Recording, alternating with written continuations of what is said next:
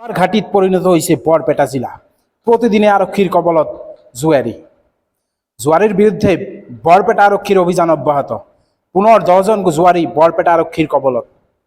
এক গোপন সূত্ৰৰ পম খেদি আৰক্ষীয়ে চলাইছিল অভিযানত বৰপেটাৰ হাউলি পথৰ যোগীৰ পামত অৱস্থিত মাৰিয়া গেষ্ট হাউচত জুৱা খেলি থকা অৱস্থাত আৰক্ষীয়ে গ্ৰেপ্তাৰ কৰে জুৱাৰী কেইজনক।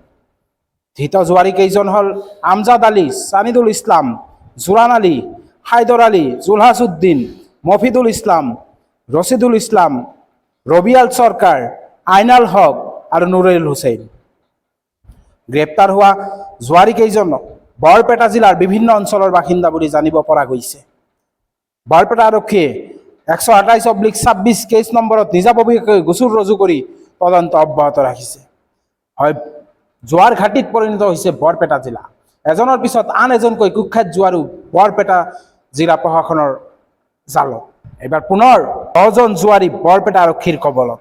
এক গোপন সূত্ৰৰ পম খেদি এক বিশেষ অভিযান চলাই বৰপেটাৰ হাউলি পথৰ যোগীৰ পামত অৱস্থিত মাৰিয়া গেষ্ট হাউচত জুৱা খেলি থকা অৱস্থাত আৰক্ষীয়ে গ্ৰেপ্তাৰ কৰে জুৱাৰী কেইজনক।